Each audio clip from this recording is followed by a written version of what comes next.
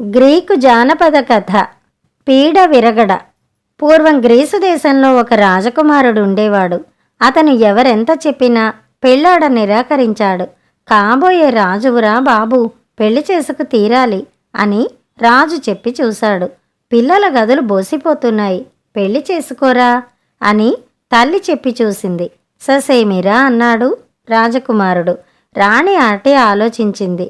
తన కొడుకు ఏ కాపు పిల్లనో ప్రేమించి ఉంటాడు, అందుకే ఆ మాట పైకి అనడానికి భయపడుతున్నాడు. ఏ కులమైతేనేం, పిల్ల అందగత్తే, బుద్ధిమంతురాలు అయితే చాలు అనుకున్నది రాణి. రాజుగారింటికి ఎదురుగా ఒక కాపువాడిల్లున్నది.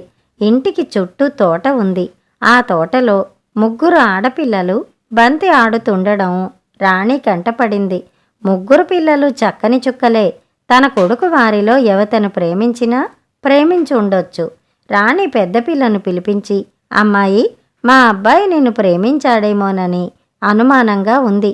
అదే నిజమైతే నిన్ను కోడలుగా చేసుకోవటానికి నాకేమీ అభ్యంతరం లేదు అన్నది. ఆమె ఆ పిల్లను రాజకుమారుడి గదికి తీసుకుపోయి సోఫాలో కూర్చోబెట్టి వెళ్ళిపోయింది. కొంతసేపటికి రాజకుమారుడు ఆ గదిలోకి వచ్చాడు. అతను ఆ పిల్లకేసి చూడనైనా చూడక బల్ల దగ్గర కూర్చొని కాసేపు ఏదో రాసుకుని గది నుంచి బయటికి వెళ్ళిపోయాడు.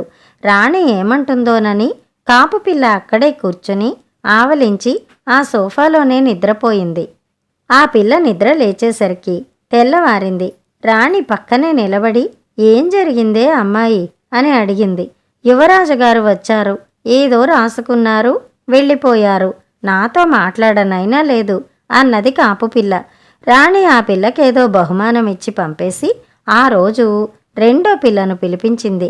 రెండో పిల్లకు కూడా పెద్దదాని అనుభవమే అయింది. రాజకుమారుడు ఆమె కేసి చూడలేదు, ఆమెను పలకరించలేదు. 3వ రోజు రాణి 3వ పిల్లను పిలిపించి మిగిలిన 2కి చెప్పినట్టే చెప్పింది. ఈ పిల్ల చురుకైనది. ఆమె రాణితో, ఈ బట్టలతో నేను యువరాజుగారి కంటపడ్డం బాగుంటుందా అన్నది. రాణి ఆ పిల్లకు రవ్వలు పొదిగిన దుస్తులు కట్టబెట్టి, ఎంత అందంగా ఉన్నావే, నిశ్చయంగా నువ్వు నా కోడలివవుతావు అని మెచ్చుకున్నది. అంతకన్నా కూడా విడ్డూరాలు జరగవా అన్నది కాపు పిల్ల. ఆమె గదిలో సోఫా మీద కూర్చుని ఉండగా రాజకుమారుడు గదిలోకి వచ్చాడు.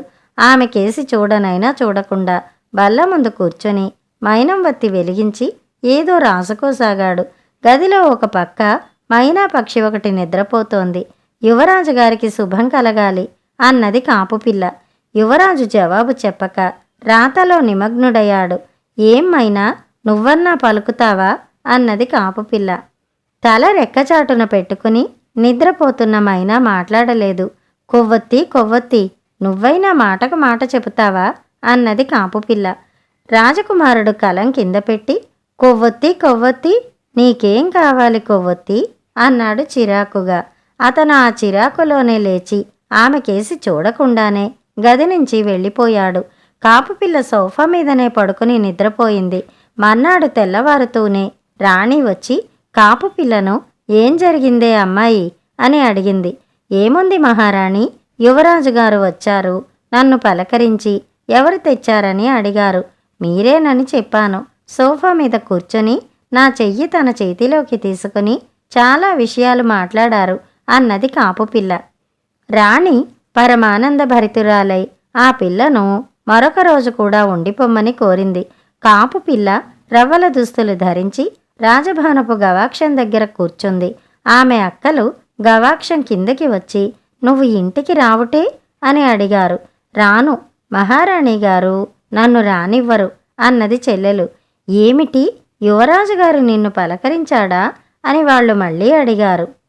ఓ, ఎన్నో విషయాలు మాట్లాడుకున్నాం అన్నది చెల్లెలు. అక్కలకు అసూయ పుట్టుకొచ్చింది.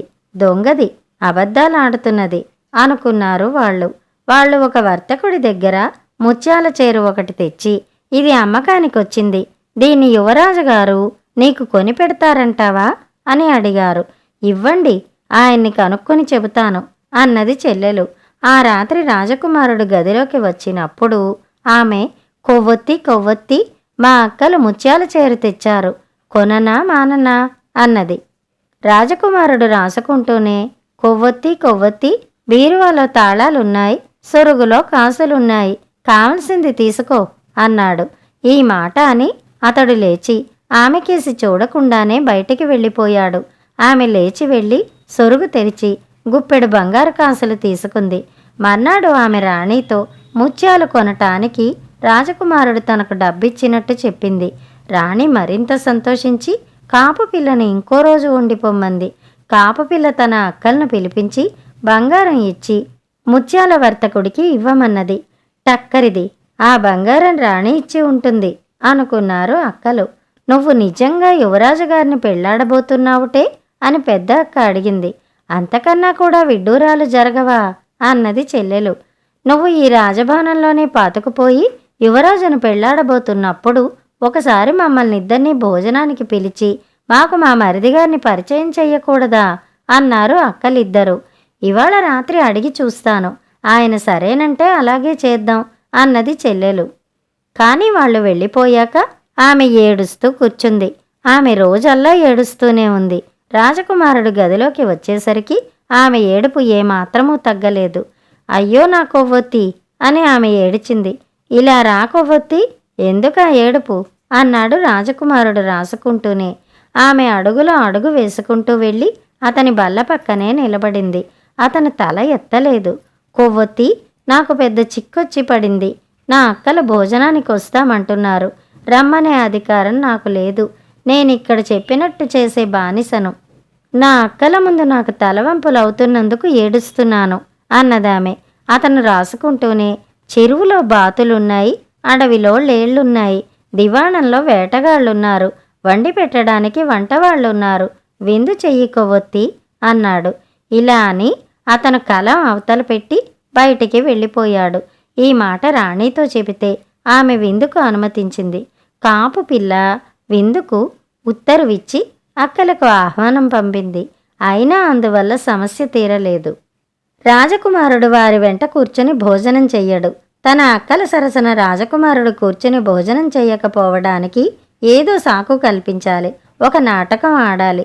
అందుకు తగిన ఏర్పాటంతా కాపుపిల్ల ముందుగానే చేసింది. అక్కలు ఉన్నంతలో మంచి దుస్తులు ధరించి భోజనానికి వచ్చారు. యువరాజు జాడలేదు. అక్కలకు అనుమానంగానే ఉంది. రాణికి మటుకు తన కొడుకు పెళ్లి దగ్గర పడుతున్నట్టే అనిపించింది.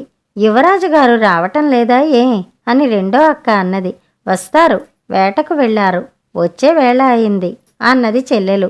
మరి కాసేపటికి బయట గుర్రపు డెక్కల చప్పుడు వినిపించింది. ఆ చప్పుడు చేసిన వాడు ఆమె నియోగించిన నౌకరు కుర్రాడు. వాడే పైకి వచ్చి కాపు పిల్లతో, యువరాజు గారు తమన్ని ఒక్క క్షణం కిందకి రమ్మన్నారు, తమకు ఏదో చెప్పాలిట అన్నాడు. కాపు పిల్ల కిందకి దిగి వెళ్ళింది. అక్కడ రాజకుమారుడు లేడు. అతను ఎక్కడ ఉంటాడో ఆమెకు తెలీదు. తాను ఏం చెయ్యాలో ఆమెకు పాలుపోలేదు. కిందకి దిగిపోయిన మనిషి మరింత కిందకి దిగి నేలమాళిగల్లోకి వెళ్ళింది. అక్కడ ఆమె వెర్రిగా తిరుగుతుండగా ఒకచోట ఆమె కాలి కింద రాతి పలక ఒకటి కదిలింది. ఆమె దాన్ని ఎత్తి చూసింది. ఆ పలక కింద మెట్లున్నాయి. ఆమె ఆ మెట్ల వెంబడి చీకట్లో తడువుకుంటూ దిగిపోయింది. మెట్ల దిగువన ఒక నడవ ఉంది. దాని వెంబడి వెడితే ఒక కొట్టం కనిపించింది. దాని నేల అంతా పల్లేరు పాకి ఉంది. ఆ పల్లేరు మీద పడుకుని రాజకుమారుడు ఒళ్ళు తెలియని నిద్రలో ఉన్నాడు. అతని పక్కనే ఒక స్త్రీ నిద్రపోతున్నది. ఆమె మానవ స్త్రీ కాదు, జలదేవతల జాతిది. ఇద్దరి మధ్య ఒక బిడ్డ పడుకుని ఉన్నది. ముగ్గురి తలల నిండా పల్లేరుంది. ఈ దృశ్యాన్ని ఒక్క క్షణం పాటు చూసి కాపు పిల్ల గబగబా మెట్లెక్కుతూ భవనం పై అంతస్తుకు వచ్చేసింది. ఆమె రాణితో, యువరాజు గారు ఎవరి బిడ్డకో జాతకర్మ జరిపించబోతున్నారట. 3 జరీ అంచుల పట్టు వస్త్రాలు, బిడ్డకు ఒక ముఖ్మల్ దిండు, ఒక వెండి దువ్వెన తెమ్మంటున్నారు. వారు రావడానికి ఆలస్యం అవుతుందట. మనని భోజనాలు చేసేయమన్నారు అన్నది. తమ చెల్లెలు మోసం చేస్తున్నదని అక్కలకు రూఢి అయింది. రాణి మటుకు అవతలకి వెళ్ళి కాపు పిల్ల అడిగినవన్నీ తెచ్చి ఇచ్చింది. వాటిని తీసుకుని ఆమె తిరిగి మెట్లు దిగి వెళ్ళి కొట్టం చేరుకుంది. ఆమె నిద్రపోయే బిడ్డను జాగ్రత్తగా ఎత్తి ముఖ్మల్ దిండుపైన పడుకోబెట్టి దువ్వెనతో ఆ బిడ్డ తల అంతా చక్కగా దువ్వి ఒక పట్టువస్త్రం కప్పింది. తర్వాత ఆమె దువ్వెనతో యువరాజు తల, జలదేవత తల దువ్వి పల్లేళ్లు లేకుండా చేసి వారిపైన కూడా పట్టువస్త్రాలు కప్పి తన అక్కలున్న చోటికి తిరిగి వచ్చేసింది. తర్వాత అందరూ భోజనాలు చేశారు. అక్కడ కొట్టంలో జలదేవత నిద్రలేచి తమ మీద కప్పి ఉన్న పటోస్త్రాలు చూసింది. తన బిడ్డ తల నున్నగా దువ్వి ఉండడం చూసింది. తన తల తడివి చూసుకుని ఎవరో దువ్వినట్టు తెలుసుకుంది. ఆమె రాజకుమారుణ్ణి నిద్రలేపి, మోసగాడా, ఎవత నిన్ను ప్రేమిస్తున్నది? ఎవతని నీవు ప్రేమిస్తున్నావు? ఇక్కడికి వచ్చి ఇదంతా చేసిందెవరు అని అడిగింది. నన్నెవరూ ప్రేమించినట్టు తెలీదు. నేనెవతనూ ప్రేమించలేదు. నీ మచ్చు నా మీద పడ్డాక నేనింకొక స్త్రీ ముఖం ఎరగను. నేను కేవలము నీకోసమే జీవిస్తున్నాను అన్నాడు రాజకుమారుడు. ఈ ఆడది ఎవతో తెలుసుకున్రా అన్నది జలదేవత. తర్వాత కొట్టంలో పెద్ద సుడిగాలి తిరిగింది. ఆ గాలిలో జలదేవత, ఆమె బిడ్డ అదృశ్యమైపోయారు. రాజకుమారుడు మెట్లెక్కి రాజభవనంలోకి వచ్చేశాడు. రోజల్లా అతనికి పిచ్చి ఎత్తినట్టుగా ఉంది. రాత్రి అతను తన గదికి వెళ్ళి అక్కడ ఏడుస్తూ కూర్చుని ఉన్న కాపు పిల్లను చూశాడు. అదే అతను ఆమె కేసి మొదటిసారి చూడటం. ఆమె చాలా అందంగా ఉన్నది. అతను ఆమె చెయ్యి పట్టుకుని, ఏడవకు, నువ్వు చూసింది మరెవరికీ చెప్పకు. నన్ను నువ్వే ఆ జలదేవత నుంచి కాపాడావు. మనం మా అమ్మ దగ్గరికి, నాన్న దగ్గరికి వెళ్ళి రేపే మన పెళ్లి ఏర్పాట్లు చెయ్యమని చెబుదాం పదా అన్నాడు. కథ సమాప్తం. కథ కంచికి, మనం ఇంటికి.